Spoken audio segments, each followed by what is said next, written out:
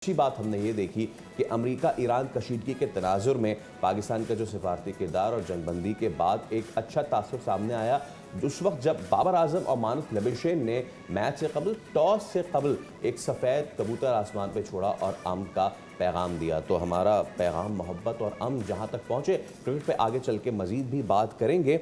आलमी सियासत की जानिब अब रुख कर लेते हैं, जहाँ पाकिस्तान का किरदार अब अहमियत इख्तियार करता जा रहा है। और इस वक्त आप जितने भी दुनिया भर के अखबारात हैं उनको उठा के देख लें, हेडलाइंस जो हैं इस वक्त उसमें पाकिस्तान है, क्योंकि जंगबंदी में पाकिस्तानी किरदार की पूरी दुनिया मुतरफ हो गई है। एब्सोल्युटली। अमेरिका और ईरान के दरमियान 2 हफ्तों की जंगबंदी के बाद अब नजरें इस्लामाबाद पर जम गई हैं। वज़ीर आज़म या शहबाज शरीफ ने दोनों ममालिक के वफूद को जुम्मे को मुज़ाकरात की दावत दी है और सोर्सेज के मुताबिक अमरीकी नायब सदर JD वैंस और ईरानी पार्लियामेंट के स्पीकर भी इस्लामाबाद पहुँचेंगे और इस वक्त इस्लामाबाद हाई अलर्ट है। बाकर काबुलाफ आज रात पहुँचने जा रहे हैं।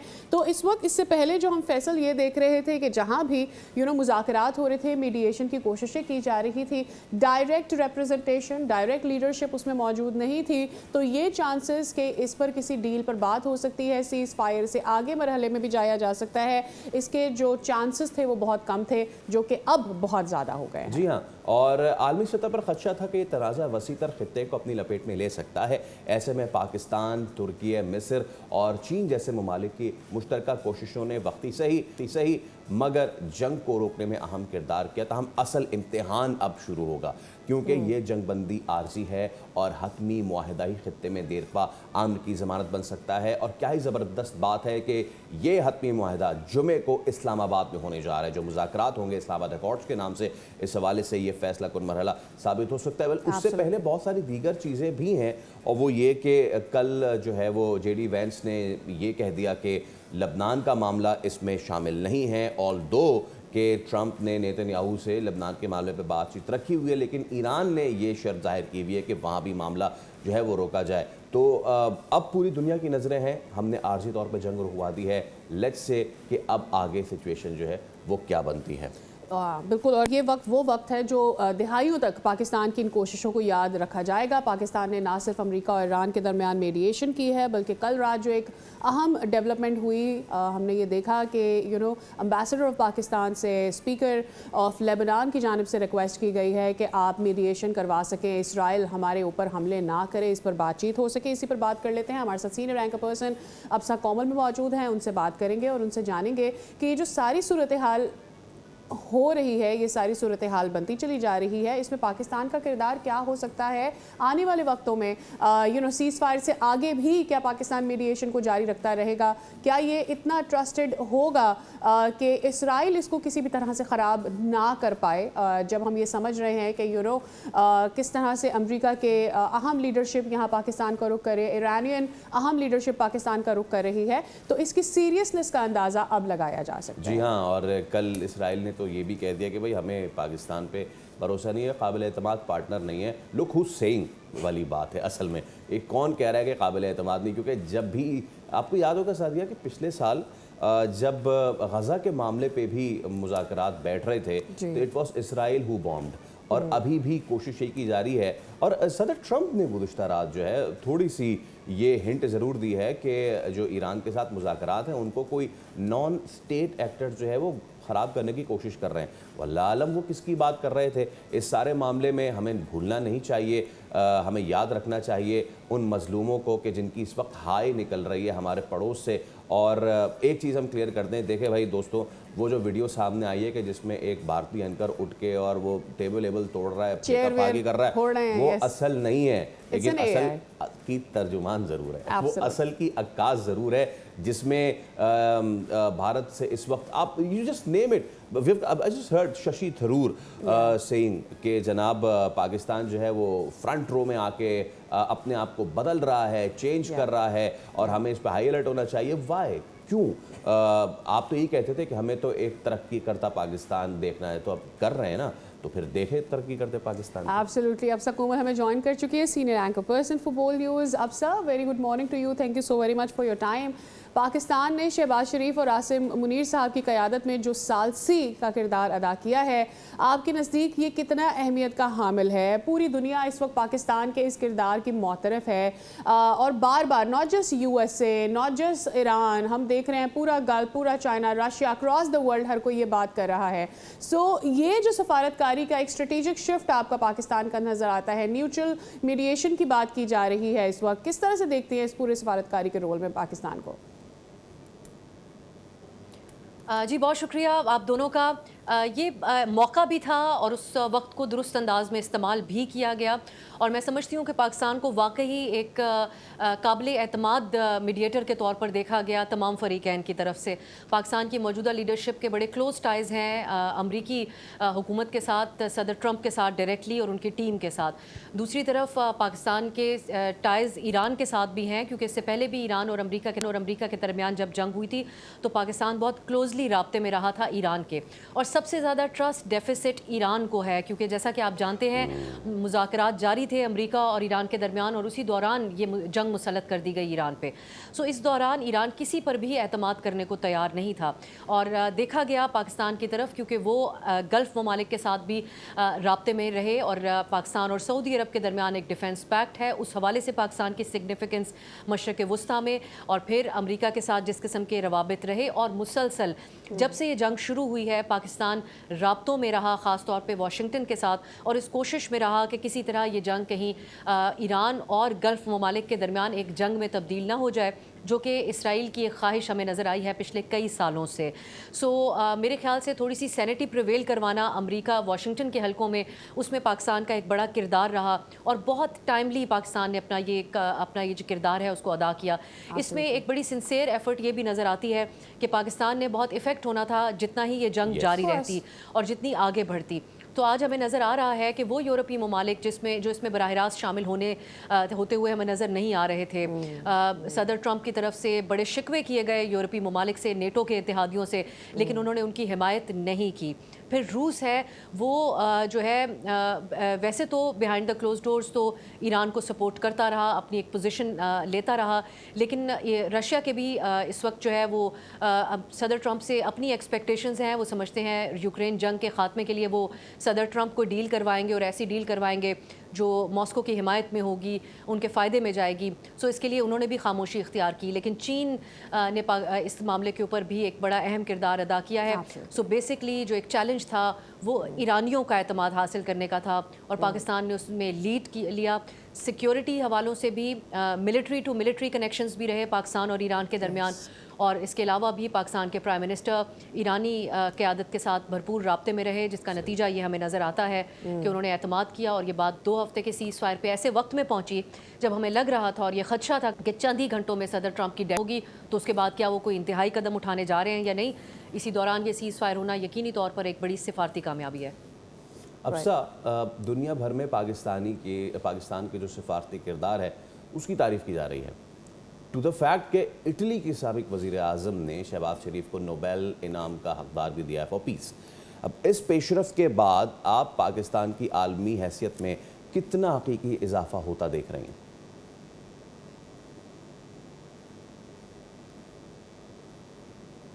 جی، نوبیل انعام کے لیے تو نامنیٹ انہوں نے کیا. اس کی سمبولک سگنیفیکنس ہے. آپ کو یاد ہوگا اس سے پہلے پاکستان نے بھی صدر ٹرمپ کو نوبیل کے لیے نامنیٹ کیا تھا. تو یہ ایک نیا سلسلہ ہے اپریشیٹ کرنے کا ایک دوسرے کی ایفرٹس کو. لیکن یقیناً جہاں اس کی سمبولک اہمیت ہے پرسیپشن کے اعتبار سے، پاکستان کے جو دشمن ممالک ہیں، بھارت اور اسرائیل خاص طور پہ، ان کی لابیز دہائیوں سے اس حوالے سے مصروف تھیں کہ دنیا میں پاکستان کا جو پرسیپشن ہے وہ اس کو خراب کیا جائے. پاکستان کے انفارچونیٹلی کچھ حالات بھی سیکیورٹی اعتبار سے ایسے رہے جس کو بہت زیادہ ایکسپلائٹ کیا گیا. سو اب فائنلی پاکستان کو ایک پیس میکر کے طور پہ، امن قائم کرنے والے ملک کے کردار کے طور پہ جب پاکستان کو دیکھا گیا، اور پھر پاکستان کی سفارتی اب سر مشرق وسطیٰ میں طاقت کے توازن پر اس جنگ بندی اور پھر پاکستان کی ثالثی کے کردار کو آپ کس طرح سے دیکھتی ہیں؟ آبویسلی ہم اس سے پہلے بھی یہ بات کر چکے ہیں، it's not bipolar world, it's multipolar world now. So what do you feel کہ اب کس طرف یہ بیلنس جا رہا ہے ورلڈ کا؟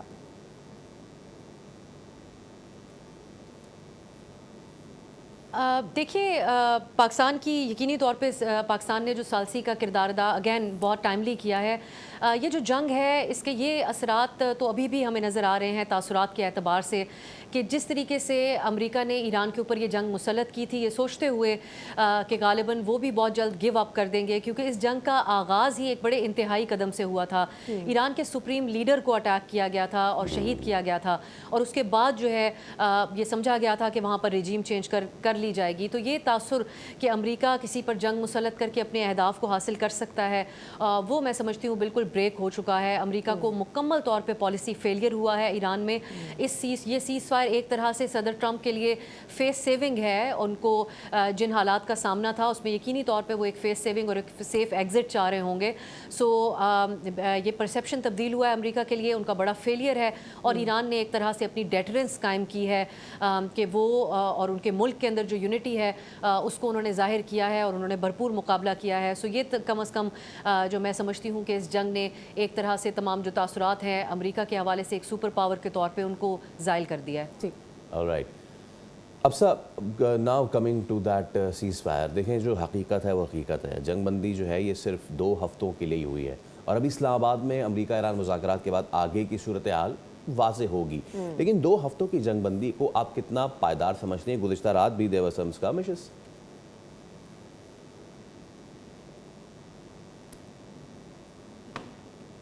دیکھیے 2 ہفتے کی جنگ بندی ایک بہت مثبت سائن تو ضرور ہے کیونکہ اس سے پہلے جس قسم کے ایکسٹریم بیانات تھے, جس قسم کے ریٹرکس صدر ٹرمپ کی طرف سے تھے, اس نے دنیا کو پریشان کر دیا. اقوام متحدہ ہو, خود پوپ جو ہیں انہوں نے ان کی طرف سے بھی ان کے اس بیان کو جو صدر ٹرمپ نے ایسٹر کے موقع پر جاری کیا تھا, جب ایک سویلائزیشن کو ختم کرنے کی آپ بات کرتے ہیں تو اس کو ایک بڑا سنجیدہ بیان کے طور پہ دیکھا گیا. اس کو جینوسائڈ کے تناظر میں دیکھا گیا کہ ایک امریکی صدر وار کرائمز اور جینوسائڈ کمٹ کرنے کی خواہش کا اظہار کر رہے ہیں. تو کوئی بھی یورپی ممالک ہوں وہ بھی فاصلہ اختیار کرتے ہوئے نظر آئے صدر ٹرمپ کی پالیسی سے, اور اس کے علاوہ جو ہے وہ خود امریکی اور ایون ریپبلکنز کی طرف سے بھی.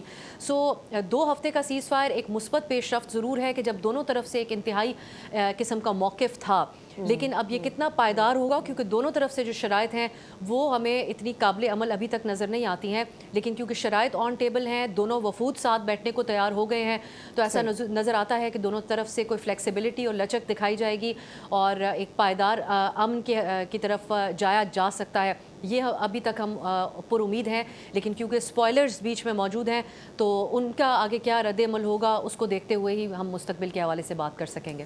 جنگ بندی کے اعلان کے بعد ہم نے دیکھا کہ اسرائیل نے لبنان پر حملے جاری رکھے ہیں. اب سر کیا سمجھتی ہیں اسرائیل اور لبنان کی جو صورتحال ہے کیا ہو سکتا ہے آگے؟ اگر کانسٹنٹلی اسرائیل کی جانب سے لبنان پر حملے جاری رکھے گئے تو یہ جو پورا میڈیشن کا عمل ہے, پورا اس وقت جو ٹیبل ٹاک کی بات کی جا رہی ہے, کیا یہ سیبوٹاژ ہو سکتی ہے؟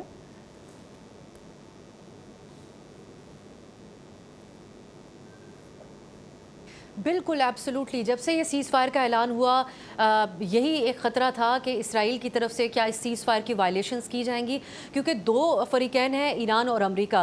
لیکن تمام یہ جو مذاکرات ہیں اس کا انحصار ہم جتنی بھی بات کر لیں وہ اسی کے اوپر ہے کہ اسرائیل کا اس کے اوپر کیا رد عمل ہوگا. تو اسرائیل نے کیا, انہوں نے حالانکہ پاکستان کے پرائم منسٹر نے واضح طور پر اپنے پیغام میں کہا تھا جس کے اوپر عمل درآمد ہوتے ہوئے 2 ہفتے کا سیز فائر ہوا کہ لبنان کے اوپر بھی اٹیکس نہیں ہوں گے, ایک مکمل سیز فائر ہوگا. لیکن نیتن یاہو نے اپنا پیغام جاری کیا جس میں انہوں نے کہا کہ اس سیز فائر کا عمل درآمد لیبنان پر نہیں ہوگا, اور اس کے بعد لیبنان میں اٹیکس کیے. اور پھر امریکی صدر ڈونلڈ ٹرمپ کی طرف سے بھی کہہ دیا گیا کہ لیبنان اس سیز فائر کا حصہ نہیں ہے. تو یہ ہمیں ظاہر کرتا ہے کہ کس حد تک جو ہے وہ اسرائیل اپنا اثر و رسوخ استعمال کر رہا ہے, خواہ وہ یہ جنگ شروع کرنا ہو یا پھر اب آگے سیز فائر کی طرف جا کے امن کی طرف جانا ہو. اسرائیل ایک سب سے بڑا خطرہ ہے تمام امن کے لیے, اور یہ ضرور دیکھنا ہوگا کہ کیا ایشورنسز لی گئی ہیں ایران کی طرف سے, کیونکہ ایران کے 10 مطالبات بھی ایرانی میڈیا کے توسط سے سامنے آ رہے ہیں. کیا پوائنٹس اس وقت واشنگٹن میں زیر غور ہیں ایران کے, وہ ہمارے سامنے ابھی پبلک نہیں ہیں. سو کیا اس کے اندر کوئی ایشورنس مانگی گئی, کوئی ضمانت مانگی گئی ہے کہ اسرائیل ایک اسپوائلر کا کردار نہیں ادا کرے گا. لیکن یقینی طور پر یہ ایک امن کے حوالے سے پاکستان کی ان کوششوں کے حوالے سے ایک دھچکا ضرور ہے کہ جب واضح طور پہ یہ بات کہی گئی تھی کہ لیبنان بھی اس کا حصہ ہوگا, پھر جب لیبنان پہ حملے کیے گئے تو پاکستان کے پرائم منسٹر نے کنڈیم کیا دونوں طرف سے سیز فائر کی وائلیشنز کو, तो और अब सदर ट्रंप भी इसराइल की ज़ुबान बोलते हुए ये बात कह रहे हैं, तो ये एक गैर यकीनी की सूरत हाल ज़रूर क्रिएट करता है, लेकिन इस पर वजाहत आना भी अभी बहुत ज़रूरी है। अच्छा, जैसे आपने ख़ुद भी कहा कि 10 जो तजावीज़ आ रही हैं वो ईरान के स्टेट मीडिया पे ही चल रही हैं, सो उनको मान के अगर चलें, ये जो शराइत हैं, can both the बेलिजरेंट्स come on a common point?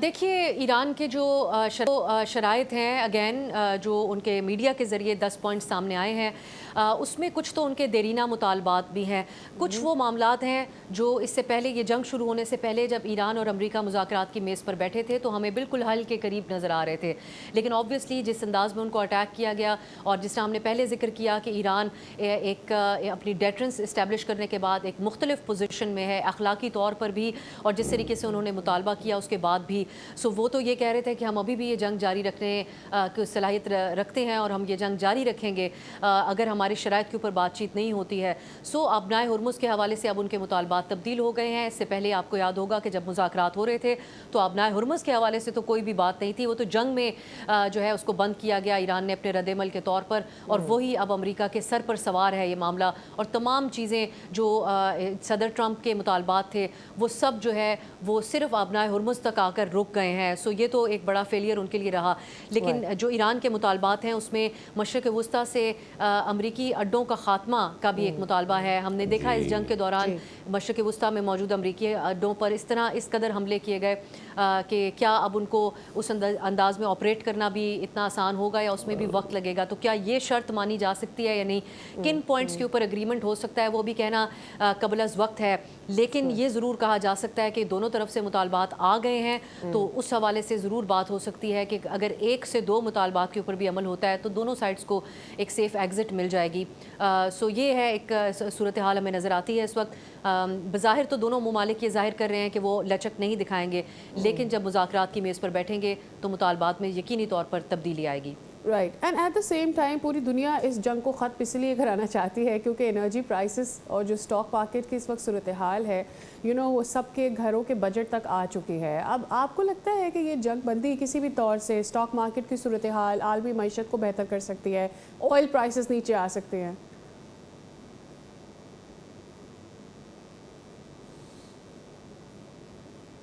देखिए, तेल की आलमी कीमतों और मईशत के हवाले से हमने देखा है कि सदर ट्रंप का एक बयान उसको तब्दील कर देता है।